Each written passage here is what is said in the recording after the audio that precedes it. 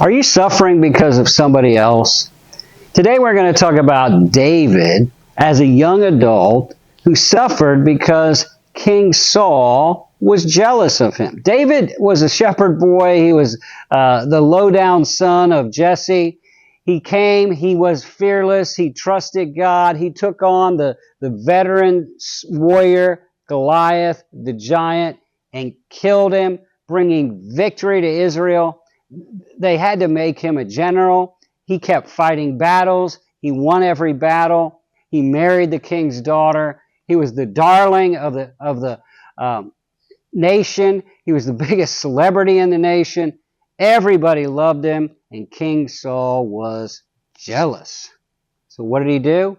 He tried to kill David. David had to run for his life, had to leave his family, had to leave his wife, had to leave his job, had to leave his home, had to leave his friends, had to leave everything behind, go run from King Saul and an army who were hunting him to kill him. So he's hiding in the wilderness. Fortunately for him, he'd been a shepherd in this wilderness, so he knew some places to hide. But in the midst of all this suffering, where he doesn't, he's got to find food, he's got to scavenge for his life, he's got to keep running, he's got to keep hiding, he's got an army on his tail.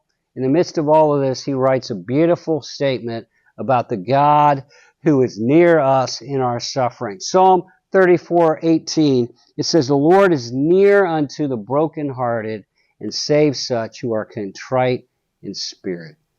God is near unto the brokenhearted. Maybe you're brokenhearted today. Maybe you're brokenhearted because of what's happened to you. You're brokenhearted because a situation, a dream you had turned against you and it's not going to happen, or it was taken away from you, or you lost a loved one, or you lost a job, or you lost your health. Maybe you feel like there's bad people after you and you're on the run from those people, from that situation. You feel like you've lost everything. I want you to know you're not alone. God is near to the brokenhearted. Let me give you 4 truths that I think David wants us to see when he's pointing us to God in the midst of our suffering. One is God doesn't forsake us or forget us. When you're suffering, it's easy. You feel like you're the only one going through this. Nobody understands what you're going through. You may not feel God, you may not see God, you may not hear God in the midst of it, but God hasn't forgotten you, and God has not forsaken you. God is near unto the brokenhearted. Second thing I want you to see is the presence of hardship doesn't mark the absence of the Lord. Just because you're going through hard times, it doesn't mean God has left you. Sometimes it feels like He has. It's like He left you in the midst of this mess, or He left you and then the mess hit you. But just because you feel that doesn't mean it's true. God is near to the brokenhearted. That is a promise. That is a fact. Claim it. Hang on to it. Hold on to it today. The presence of hardship doesn't mean the absence of the Lord. Third thing I want you to see is God doesn't promise to protect us from all suffering, but He does promise to go with us. Jesus suffered, the Son of God. Paul, in prison, often. The disciples, all jailed and eventually killed for their faith. John wasn't killed, but he suffered. He was exiled. He was in prison. Just because you're going through a hard time, it doesn't mean God has forgotten you. And it doesn't mean God has not kept His promise. God doesn't protect us from He protects us from a lot of suffering, a lot of hardship, a lot of attack, but He doesn't protect us from all of it.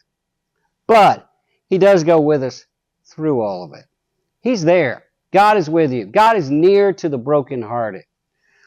The last one I want you to see is you got a choice. Today you got a choice. You're suffering. You're dealing with hardship. You're dealing with bad things happening to you. You're dealing with problems. You're dealing with problem people, problem situations. You have a choice. Those problems can either come between you and God, or they can push you to God. You can get closer to God, or you can get further away. And it's up to you. I encourage you, Right now, cry out to God. God, I don't want to get further away from you. I want to get closer to you. God, help me stay close to you in the midst of this suffering. That's the choice we need to make. I'm Dave Earley. We do this type of Bible teaching 5 days a week. If you like this type of Bible teaching, you like what we talked about today, you got a friend that needs it, share this video with them. Also, share it on your page. Also, you can follow us on Facebook or you can subscribe to our YouTube channel. Don't forget, God is near to the brokenhearted.